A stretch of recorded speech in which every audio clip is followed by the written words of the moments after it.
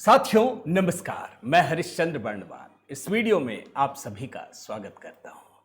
दोस्तों, आज पूरे देश की नजर बंगाल की ओर टिकी है, बल्कि अगर मैं कहूं पूरी दुनिया में जो भारतवंशी रहते हैं उसकी नजर पश्चिम बंगाल की तरफ टिक गई है। और पश्चिम बंगाल में भी एक खबर ये देखना जरूरी है दोस्तों। भाई, हमने देखा कि किस तरीके से योगी जी की डिमांड चल रही है पूरे पश्चिम बंगाल में। जब पहली बार गए तो शुभेंदु अधिकारी ने किस तरीके से दंडवत होकर आशीर्वाद लिया और यह कहा कि बंगाल में अब योगी मॉडल लागू करेंगे। लेकिन यह कहां पता था दोस्तों कि दूसरे चरण का मतदान शुरू होगा, उससे पहले ही योगी मॉडल शुरू हो गया। और ट्रेलर देख करके दोस्तों ममता के कुनबे में हाहाकार मच गया है। बल्कि ममता के कुनबे में क्यों, पूरे देश में, मतलब दिल्ली से लेकर के लखनऊ तक, झारखंड से लेकर तमिलनाडु तक बिल्कुल हाहाकारी स्थिति है। आखिर ऐसा हो क्या गया?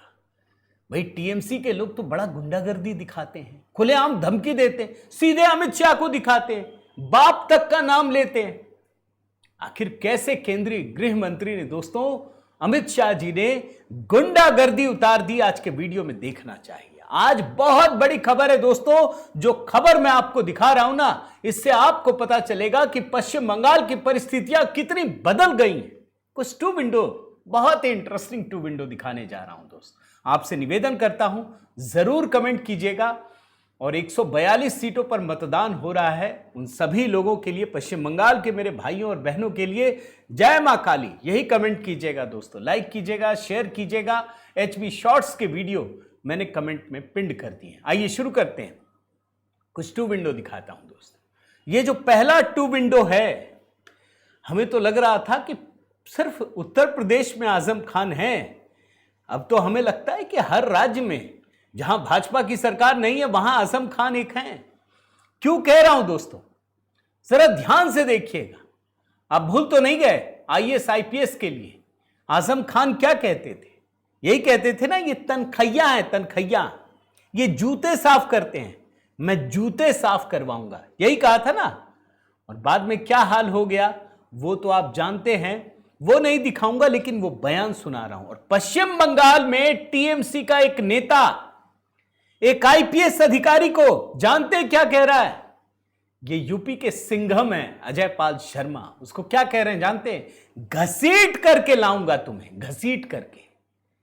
अजय पाल शर्मा खुद नहीं आए, चुनाव आयोग लेके आए TMC के गुंडों को निपटाने के लिए। अब आप सुनिए, ये बंगाल के नए आजम खान से मिलिए, जरा सुन लीजिए। कह रहा हूँ, ये कलेक्टर से मत डरियो, ये तनखैया है, तनखैयों से नहीं डरते हैं। और देखें कई मायावती जी के फोटो, कैसे बड़े बड़े अफसर रुमाल निकाल के जूते साफ कर रहे हैं। हाँ, उन्हीं से है गठबंधन। हाँ, उन्हीं के जूते साफ कराऊंगा इंशाल्लाह ने चाहा। पर मैं साफ भाषा में अजय पाल शर्मा जी को एक चीज बताना चाहता हूं। आपके ऊपर हमारी नजर है। मैं आपको सीधी तौर पे ये कहना चाहता हूं कि आपके खिलाफ FIR होगा, आपके खिलाफ चार्जशीट होगा और आपको घसीट के कोर्ट में लाया जाएगा, जहां पर कानून सख्त से सख्त कार्रवाई आपके खिलाफ करेगी। देखा आपने दोस्तों, जरूर इस पे कमेंट कीजिएगा, राय दीजिएगा क्या होना चाहिए। अब मैं जरा आपको योगी जी का ट्रेलर दिखाता हूं। भाई, अभी योगी जी ये कहकर गए थे कि TMC के गुंडे जो कब्जा करते हैं, अब तो भय पैदा हो गया है। लेकिन 4 तारीख के बाद ये पंचर बनाते हुए दिखाई देंगे। 4 तारीख के बाद, उससे पहले ही मामला पलट गया।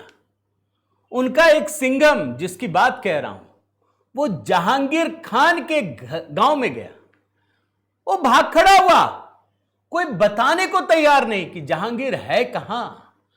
टू विंडो में 2 बयान दिखा रहा हूं। एक तरफ योगी जी जो बंगाल में जाकर उनका बयान दिया हुआ है, और दूसरा उनका एक सिंघम IPS अधिकारी जो एक सबसे बड़े, जिसकी लठैती चलती है, आतंक चलता है, उसको ढूंढ रहे हैं जाके गांव-गांव में। सुन लीजिए। के गुंडे जगह जगह कब्जा करते हैं, लेकिन 23 अप्रैल को पहले चरण के मतदान के रुझान के बाद अब उनमें भय पैदा हुआ है। अब वे अपना ठिकाना ढूंढ रहे हैं। 4 मई को जब परिणाम आएगा, TMC के गुंडे कहीं न कहीं आपकी सड़कों पर पंचर बनाते हुए दिखाई देंगे। और इसीलिए मैं आज आया हूं आपसे कहने के लिए, उसकी खबर फिर अच्छे से लेंगे हम। ये जहांगीर के घर वाले भी खड़े हैं, उसको बता देना कायदे से। ये बार बार जो खबरें आ रही हैं कि उसके लोग धमका रहे हैं, तो फिर अच्छे से खबर लेंगे, फिर बाद में रोना पछताना मत। देख लिया आपने दोस्तों, अब योगी जी का ट्रेलर भाई नतीजे से पहले कहा, ये तो दूसरे चरण के मतदान से पहले ही दिख गया। तो अफरा तफरी तो मचेगी, मातम तो मचेगा। और कैसे ममता के कुनबे में हाहाकार मचा, पूरे देश में हाहाकार मचा। एक 6 विंडो दिखाता हूं दोस्तों, 6 विंडो। 6 विंडो में क्या है मैं बहुत संक्षिप्त में बता रहा हूं, इसको मैं आगे नहीं दिखाऊंगा। आज तो सिंघम की कुछ कहानियां भी दिखाऊंगा ना।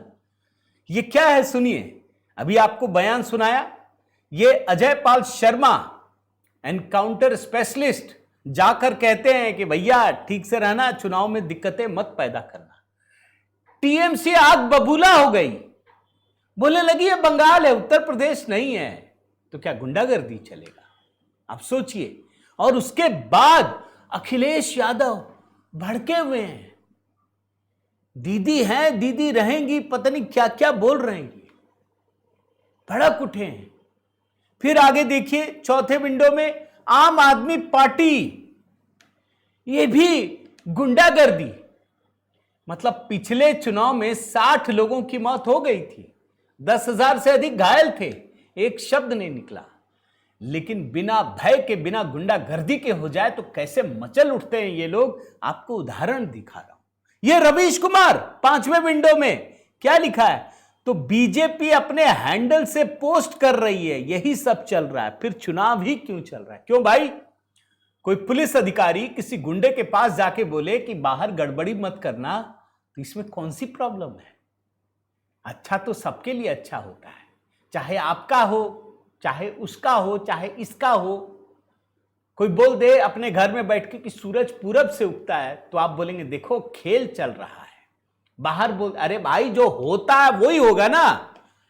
ये तो यूनिवर्सल ट्रूथ है कि अगर चुनाव अच्छे से शांतिपूर्ण तरीके से होना चाहिए, कानून अपना काम करे, तो कोई भी बोले ये तो अच्छा है, तो सबके लिए अच्छा है।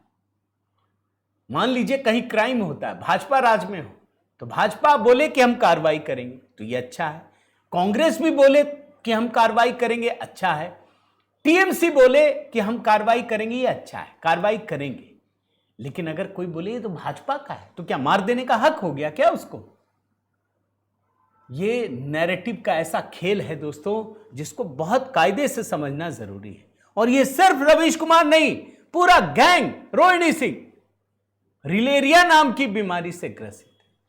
अरे भाई, ऐसे गुंडों को निपटाने के लिए ये फुटेज भी देना जरूरी है, ताकि दहशत हो। उत्तर प्रदेश में आज क्यों शांति है? गुंडों को डर है, यहां रील बना करके अच्छे से लपेटते हैं, ऑपरेशन लंगड़ा चलता है। लेकिन छोड़िए दोस्तों, मैं आपको एक और इस खबर को थोड़ा डिटेल से अभी दिखाऊंगा, एक एक वीडियो, एक आध 2 विंडो और दिखाता हूं। ये 2 विंडो देख लीजिए।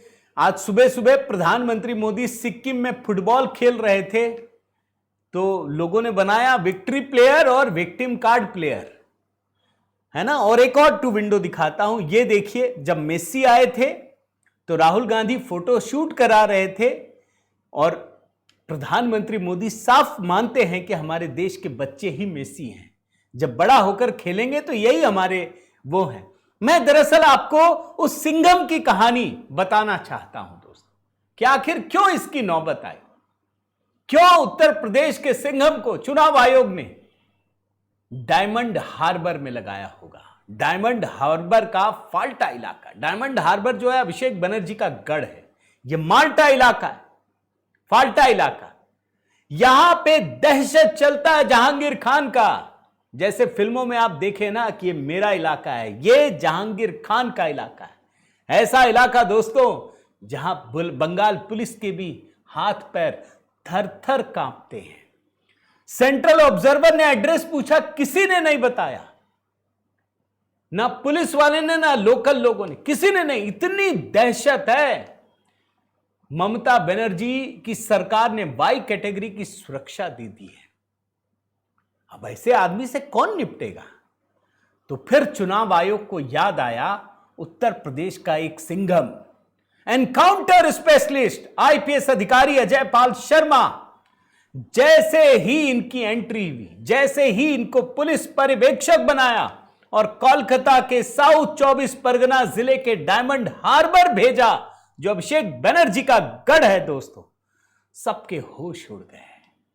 नाम तो सब जानते हैं, कम से कम दहशत की दुनिया में हर किसी को पता है कि अजय पाल शर्मा कौन है।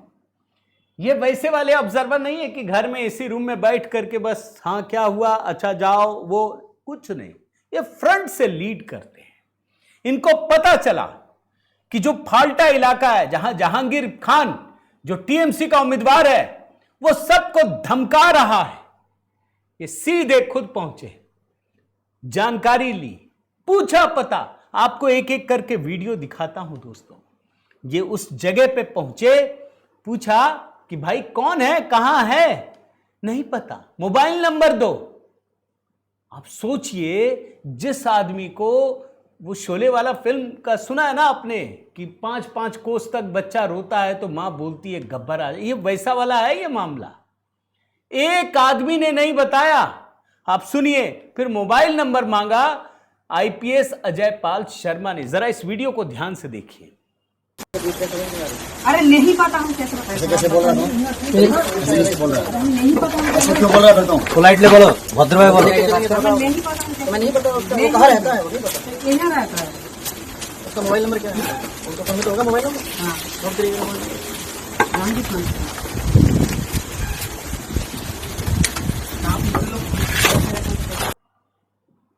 देख रहे हैं ना, पूछा कहां रहता है, बोला नहीं पता।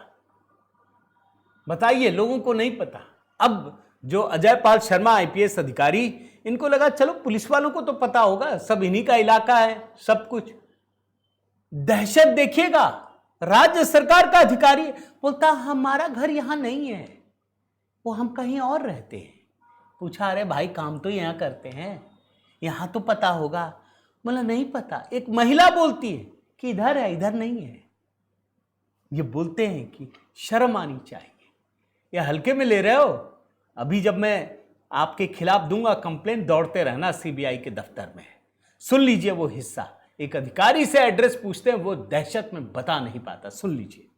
हो गया कि नहीं सर? नहीं सर, इसे मेरा तो घर यहाँ पे नहीं है सर। सब आपका घर कहीं हो? आपका एफएसटी तो यही एरिया ना? ये तो यहीं कर रहे हो ना, तो आपको एरिया एफएसटी का यही एरिया ना? ये जहांगीर खान का घर कौन सा है? उसके अंदर शर्म आनी चाहिए तुम लोगों को। शर्म मैं बता रहा हूँ, हल्के में ले रहे हो ना। केसेस सबके खिलाफ रजिस्टर होंगे, जाएंगे सीबीआई को इन्वेस्टिगेट। दौड़ते रहना थोड़ा जल्दी। देख रहे हैं ना दोस्त, इसके बाद उनको अंदाजा होता है कि इधर ही कहीं उसका घर है, तो वो वहीं से अनाउंसमेंट करते हैं। उनको पता है कि सब पहुंचा देंगे इसकी बात को, तो वो बोलते हैं कि देखो भाई जहांगीर खान जहां भी हो, यहां खड़े हैं, तुम्हारे घर वाले भी होंगे, ध्यान से सुन लो। लोगों को धमका रहे हो, धमकाना बंद करो, वरना बाद में रोना पछताना पड़ेगा। हमको बोलना मत। सुन लीजिए।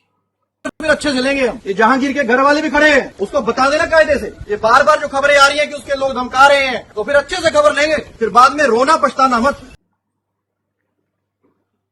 यही वीडियो दोस्तों एक अलग एंगल से भी मिला, वो भी आपको दिखाता हूं। ध्यान से देखिए वो किस तरीके से कॉन्फिडेंस देखिए। ये जब कानून का शासन होता है ना दोस्तों किसी राज्य में, तभी आईपीएस अधिकारी इस कॉन्फिडेंस से बोलता है। यही वीडियो दूसरे एंगल से दिखा रहा हूं, देखिए। जितने भी लोग हैं अच्छी तरह से समझ लें कि अगर किसी ने बदमाशी करी तो उनका कायदे से इलाज किया जाएगा। फिर अगर कहीं से खबर आ गई कि किसी ने कोई खुराफात करने की, किसी को परेशान करने की कोशिश की है, तो फिर उसकी खबर भी अच्छे से लेंगे हम। ये जहांगीर के घर वाले भी खड़े हैं, उसको बता देना कायदे से। ये बार बार जो खबरें आ रही है कि उसके लोग धमका रहे हैं, तो फिर अच्छे से खबर लेंगे, फिर बाद में रोना पछताना मत।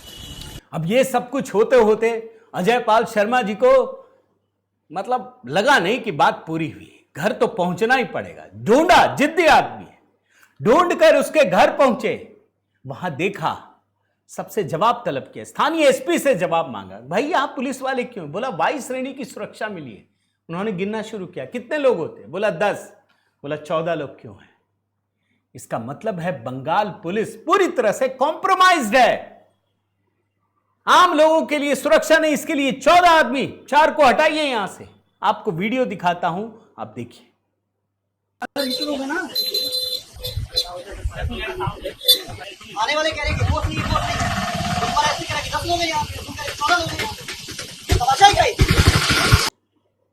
अब अजय पाल शर्मा को देखकर एकदम से मिर्ची लग गई टीएमसी को। क्या करे, तुरंत ममता अभिषेक ने अपने प्रवक्ता को भेजा और ऐसी गुंडागर्दी की भाषा दोस्तों आप सोच नहीं सकते। आप इस वीडियो को देखकर जरूर लिखिएगा। बहुत सारे लोगों ने चुनाव आयोग को कहा भाई कार्रवाई कीजिए, तो धमका रहा है अधिकारी को। आपको वीडियो दिखाता हूं दोस्तों, देख लीजिए। साफ भाषा में अजय पाल शर्मा जी को एक चीज बताना चाहता हूं, आपके ऊपर हमारी नजर है। आप जो ये गैर कानूनी काम कर रहे हैं, ये जो रात के अंधेरे में रेड्स कर रहे हैं, ये जो महिलाओं के साथ अश्लील व्यवहार कर रहे हैं, ये जो डायमंड हार्बर के लोगों को धमका रहे हैं, चमका रहे हैं, ये जो असंवैधानिक काम आप कर रहे हैं अपने बीजेपी के मालिकों के निर्देश पे, मैं आपको इतना बता देना चाहता हूं, 4 तारीख रिजल्ट निकलने के बाद आप जहां भी भाग जाएं आप छुप नहीं पाएंगे। आपको ऐसा लगता होगा कि हम एक दूसरे राज्य से आए हैं, वहां पर हम चले जाएंगे और मेरा बीजेपी का मालिक मुझे बचा लेगा। मैं आपको सीधी तौर पर यह कहना चाहता हूं कि आपके खिलाफ एफआईआर होगा, आपके खिलाफ चार्जशीट होगा और आपको घसीट के कोर्ट में लाया जाएगा, जहां पर कानून सख्त से सख्त कार्रवाई आपके खिलाफ करेगी। ये बंगाल की स्थिति है दोस्तों। आम लोगों की तो पूछिए ही मत, छोड़ दीजिए। आम लोग कहीं नहीं है, आम लोगों को पता है वोट ही नहीं दे पाते। आपको मैं जहांगीर खान की बात बताता हूं।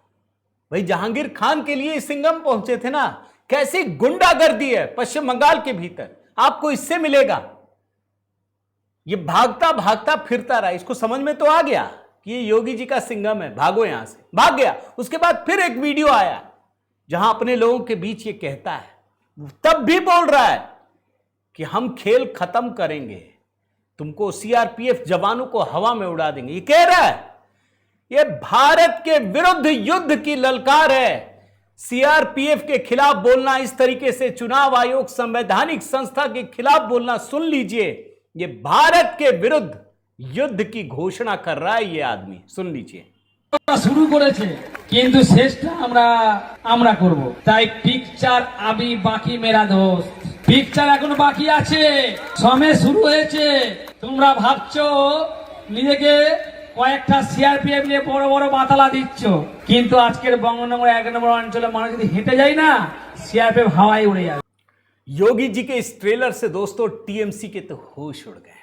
अफरा तफरी, मातम, चित्कार। आपको उदाहरण दिखाता हूं। महुआ मोइत्रा जानते हैं ना, ये इनको फेयर एंड लवली बबुआ डॉक्टर आईपीएस बता रही है। इतना विवाद, माने जिसको बोलते हैं सड़ांध, वो ये लिख रही हैं। अगर कोई भाजपा वाला लिख देना तो मातम मच जाएगा, पूरे देश दुनिया में कांग्रेसी इकोसिस्टम लग पड़ेगा। एक दूसरा पोस्ट किया है, वहां पर भी उल्टी सीधी तस्वीरें। ये तो अभी यूपी में एफआईआर हो रहा है, इस पर भी कुछ होगा दोस्तों।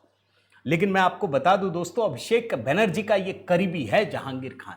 कई सारे आरोप हैं, जमीन कब्जाने, तस्करी, अवैध गतिविधियों, जेपी नड्डा पर जो था रोड शो, उसमें पत्थरबाजी करने का भी आरोप है। और मैं आपको दिखाऊं दोस्तों, जरा सी भी सिंपैथी देने की जरूरत नहीं है। मैं अभिषेक बनर्जी का कुछ बयान सुना देता हूं कि ये अभी से गुंडागर्दी की हुंकार भर रहे हैं। जरा एक आध बयान अभिषेक बनर्जी का सुनाता हूं आपको, सुन लीजिए कैसे 4 मई के बाद ये पूरा गुंडागर्दी मचाने वाले हैं, सुन लीजिए। আপনার বুকের পাটা থাকে আর বাপের বেটা হন, 4 তারিখ কলকাতায় থাকবেন, 12টার পর দেখা হবে। কত বড় গুন্ডা আপনি আর কত আপনার ক্ষমতা, 4 তারিখ দেখা হবে। খেলা তোমরা শুরু করেছো, শেষ তৃণমূল করবে। कल एक खबर आई दोस्तों कि टीएमसी सांसद मिताली बाग पर हमला हुआ। बाद में पता चला टीएमसी का कार्यकर्ता ही गिरफ्तार हुआ। इस मुद्दे को उठा करके अभिषेक बनर्जी 4 मई को बता रहे हैं कि हम बदला लेंगे। देख लीजिए। যখন আজকে ওরা শুরু করেছে মিতালির উপর আক্রমণ করে, ফিনিশিংটা আমি করব, শেষটা আমি করব 4 তারিখ, কথা দিয়ে গেল। फिर एक बयान मिला दोस्तों जिसमें ये अभिषेक बनर्जी कह रहे हैं कि 4 तारीख को 12 बजे के बाद बदला लेंगे, सुन लीजिए। গতবারও আরামবাগ হেরেছিলাম, গোঘাট হেরেছিলাম, খানাকুল হেরেছিলাম, পুরসুরা হেরেছিলাম, কিন্তু উদারতা পার পেয়ে গেছিলে। এবার আমি নিজে দায়িত্বে থাকবো। 4 তারিখ 12টার পরে কোন জল্লাদের কত ক্ষমতা আর কার দিল্লির বাবা কাকে বাঁচাতে আসে আমি 4 তারিখ দেখব। सिर्फ अभिषेक बनर्जी नहीं दोस्तों, ममता बनर्जी जानते हैं क्या कह रही हैं? मैं किरण रिजिजू की ट्वीट के साथ दिखा रहा हूं। ये कह रही हैं कि अगर हम नहीं होंगे तो जो एक सर्टेन कम्युनिटी आपको 1 सेकंड में खत्म कर देगा। याद आ गया वो 15 मिनट वाला भाषण ओवैसी का कि 15 मिनट दे दो हम बर्बाद कर देंगे। ट्रांसलेशन तो खैर किरण रिजिजू ने अंग्रेजी में ही लिख रखा है, आप सुन लीजिए बयान।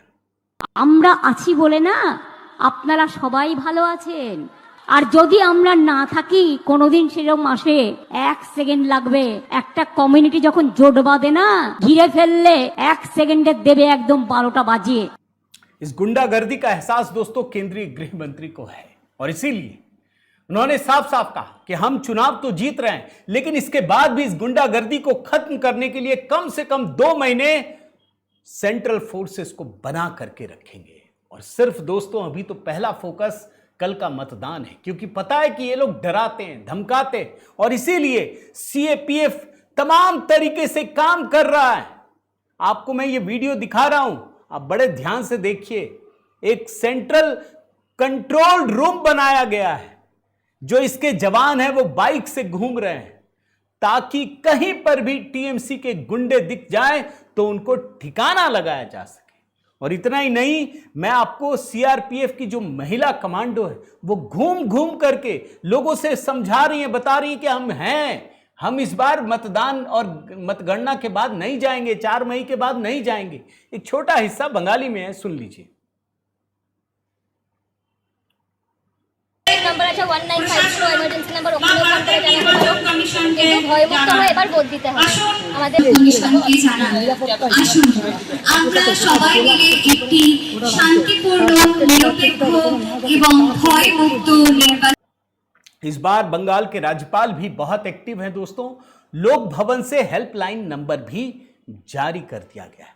चुनाव आयोग तो बहुत ही सख्ती से काम कर रहा है, इतने सारे नियम कानून, लेकिन साथ ही साथ इस चुनाव में 510 करोड़ रुपए से अधिक की जब्ती हुई है दोस्तों, शराब से लेकर कैश तक।